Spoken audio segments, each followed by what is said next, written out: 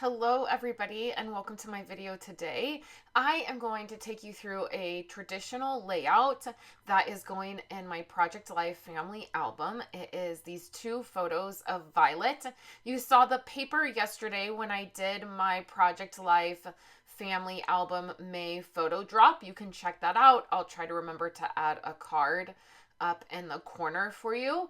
I'm using that paper and then some mint macaroon petal pink cardstock from Stampin' Up, and then this Build a Butterfly stamp set and the die that goes with it. That is retired, so it's no longer available from Stampin' Up, but that is what I will be using.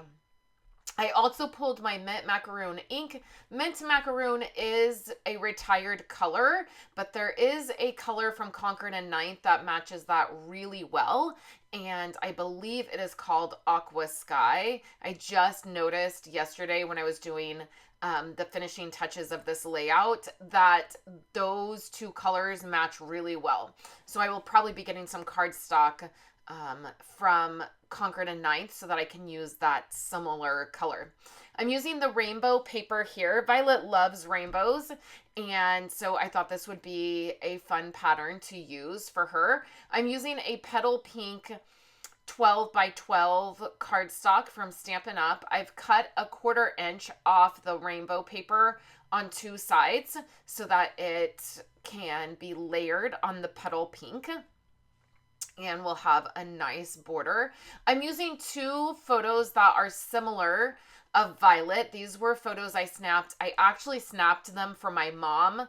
My mom and Violet hung out one night and she wanted a photo to put in her bullet journal of Violet, and I actually never got this photo to my mom because we had a lot of just family emergency stuff happen, and I was looking through my photos for May and realized I had these photos, and I thought I would do a layout of Violet, and then also I'll get these photos to my mom. So one of the photos has a very blue tint to it, and then that is that one there that is going to be on the bottom, and then this photo here that I'm putting on some foam tape is more of a normal color of the photo, and that is just from the settings on my camera, and I was just playing around when I was taking photos of her. It wasn't anything that I was really trying to get any specific look. She just happened to be sitting with me, and I asked her if I could snap some photos. So that is what the photos are of. Yes, they are very similar, and I don't always do this with layouts where I use the same photo, but because it's a single page, I feel like it's fine. I can do that. There's some gold foil in the paper, so I pulled out some gold embellishments that I'm going to use, and then I thought I would try to use, I just pulled out a variety of items that I thought would match. This is some acetate from one of Ali Edwards' kits that matches really well. The gold embellishments match, and then there were some teal type embellishments. And then off camera, I spent a bunch of time die cutting a bunch of these butterflies. I'm going to show you how I put these together. I just cut a bunch out of mint macaroon, some gold paper that I have, and then some petal pink paper that I have as well. I'm going to take the petal pink ink and the mint macaroon ink, and I'm going to ink the edges of some of these and then layer some items together.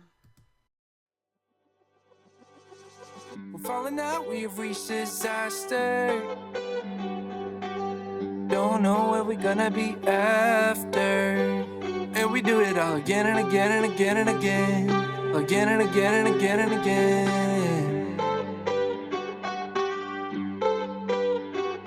We're falling down, we faded. But I know that we can save it. Cause we're like alpha and omega. Whatever happens doesn't matter, I know we can sort it out. Alpha and omega. After I inked all of the butterflies and put all of those together, I'm just going to lay out how I want my photos to go on the page, and then we're going to start layering everything together.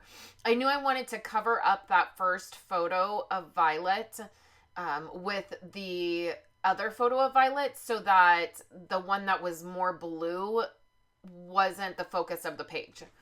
And then I also wanted to use this memories chipboard that you see right there. Now, the way I end up laying this out is not the way I end up sticking everything down. I have to make a couple of adjustments because when I stick everything down, I stick everything up too high. So it will be basically in the same orientation, but I just have to adjust a few things. So this is a stitched rectangle shape from Stampin' Up. The rectangle shapes are no longer available, but I still have them and use them and love them. And originally I was thinking that I would stamp on that rectangle. I'm going to end up putting my journaling on that. And a little bit later in the video, I'm going to show you how I do the journaling on my computer, and then I attach it with sticker paper to that die cut. So that my journaling looks like I typed it directly on that die cut. And then here's all the pieces of the butterfly. I end up not using that one that you see there. I end up using just the ones that are die cut that are single, that aren't put together. And I also realized that they get lost a little bit with that designer, like with the pattern paper in the back with the rainbows. And so what I'm going to end up doing is gluing these to vellum and then fussy cutting the vellum around the butterfly and attaching them to the page that way. And then that way they pop up a little bit more and you can see them a little bit better. I love using vellum for that exact purpose. My two favorite ways to use vellum is to do journaling and then to put behind die cuts like this or photos. So I ended up having quite a few butterflies left over, but I would rather sit and cut out all the butterflies and put them together and then have them left over than get into the middle of my layout and not have enough butterflies and have to stop again to cut them and do all of that work. I feel like when you batch some of these processes together, like doing all of your die cutting first, matting all of your photos, doing all of the stamping. When you do all of that, it cuts down on the time it takes to do these layouts. So here I am with the vellum. I use Stampin' Up vellum, and I've just glued all of them together. I've sped this way up. It did not go this fast. This was a little bit tedious, for sure. I wish it would have gone this fast. But I've sped it up a little bit, and all I did was glue the butterflies to the vellum, and then you can see I just fussy cut around it. I'm not all that particular. You can see when I get up to the pieces that are at the very top, I just kind of fudge and cut them behind those pieces because that part of the cardstock is solid. It doesn't need to have vellum behind it. The part that I want the vellum to be behind are the open parts of the butterfly. And so I'm not terribly careful right here. It doesn't really matter to me if it's perfect. I will cut all of those out, and then right now I want to jump into how I did my journaling on the computer. So you see my computer here. I've opened a Pages document on my computer.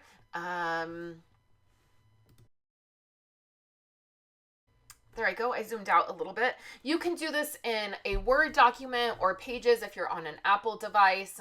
It's just a Word document.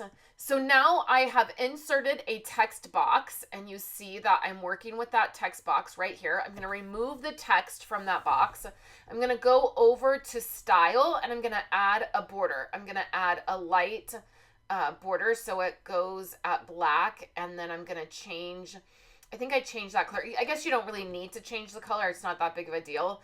And then I lock the box, and I print that page. Okay, so that's the first step. I'm going to print that page. I've measured the box on the die cut, so I know what my box needs to be. I print that page, and then I lock that box. I add another text box, and I insert it right into my first box. You can see it just goes right automatically in there. And then I'm going to hit stay on page, and then the text wrapping I'm going to put at none.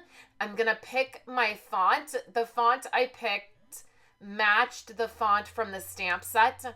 I am a font nerd. I love fonts. You see, I have lots of them here on my computer. And oftentimes when I see a stamp set, I know what font will match it. And so I just did a double check right here. I picked that font, and then I just typed some stuff in the box to make sure it was the font I wanted. And then I also am going to go ahead and pick my size. So the next thing I'm going to do is I'm going to just start typing my journaling. I'm going to fill this box up with the journaling I want. I am aware a little bit of how big the box is, but honestly, I'm just typing out my journaling. When you're typing journaling, you can oftentimes get more of your thoughts together in the text than if you're writing. If you don't love your handwriting, then typing is a option. I happen to really love my handwriting, so I don't mind it, and so I will oftentimes just add it into my album. But this is definitely an option. So you can see that my text is a little bit larger than the box. So I'm going to go down to the lines and the before paragraph, after paragraph, and then line. I can adjust that. I'm going to adjust the text so that it is in the middle of the box, both vertically and horizontally. And then you can see that I get all of that journaling in that box. I'm going to bring that journaling to the front of the layers. So I'm going to bring that to the front, and then I'm going to unlock that box that is behind it, and I'm going to delete the box. I don't need the box on there anymore. So then the next thing that I'm going to do, I'm going to take my sticker paper. Now this is just a scrap. That's why I did it this way. I didn't have a full sheet. I keep all of my scraps of my sticker paper because it's expensive. So now I just roughly measured how much of a piece of scrap that I needed. You can see I'm just eyeballing it. I'm not doing anything terribly precise. And then what I'm going to do is take some adhesive and attach it to that box. My sticker paper is slightly bigger than that box because I, of course, want to make sure I can cut out my journaling and it will be straight, but it won't really matter. It's going to be on sticker paper and you're going to see that. So I just add a little bit of adhesive here. I've slowed down the video so that you can see what I'm doing. I was moving a little bit quicker than this. So it doesn't matter how much adhesive you put on this because the sticker paper is going to come off of it.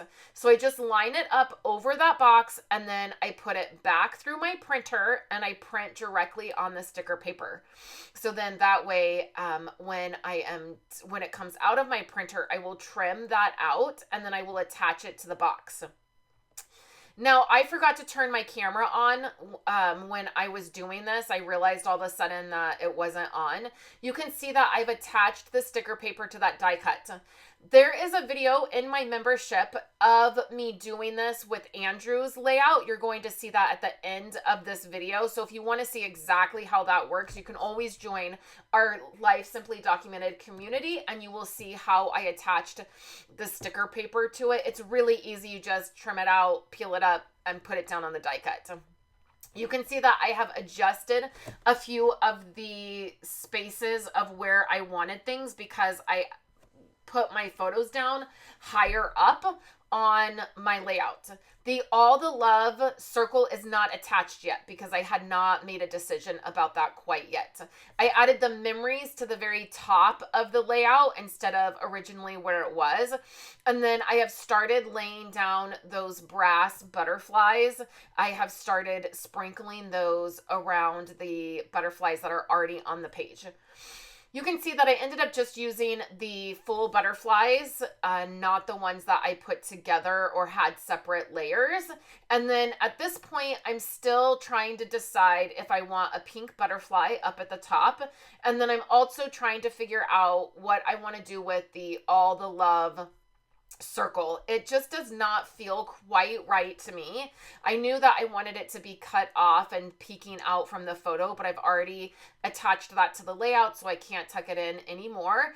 And then I just feel like the mint macaroon color is not, I know there's just something about it that I'm not loving. And so I'm going to decide to, I see right here, I'm trying to decide, like, is it a smaller circle that I need? I'm not sure. What I'm going to end up doing is off camera, I did some heat embossing. I took some gold embossing powder and stamped it in Versamark, and then I melted the embossing powder. And then I really love the way that came out. So then it is gold. And then I did the same thing where I trimmed down the circle. I'm going to trim it with my scissors. I first did it with my trimmer, and now I'm going to take my scissors because I can get a little tiny bit closer and even it up. And then I'm going to attach that. And just by doing it in the gold makes it pop and brings in a different layer and a different texture and a different color, and I feel like it balances it out. I have the two larger gold butterflies and then the gold embossing, which creates somewhat of a triangle on my layout and brings a little bit more weight to the left side. Since my photos are on the right side and the strip of pattern paper is on the right side of the page is fairly heavy. I don't love that I have 4 butterflies, larger butterflies on this layout. I really prefer to have odd numbers of die cuts and things, but it ends up working out. I did not add the pink butterfly to the top. It just didn't seem like it would work. I wanted to add a couple of these jewels to the layout, so I end up layering them up by the Memories chipboard. So that is how this layout came out. For my membership group, Life Simply Documented, I am sharing Andrew's layout that is going to go on the very back of this. I'm going to show you a finished photo of that in 1 second, but Violet's photo will go on the front, and then on the back will be Andrew's layout.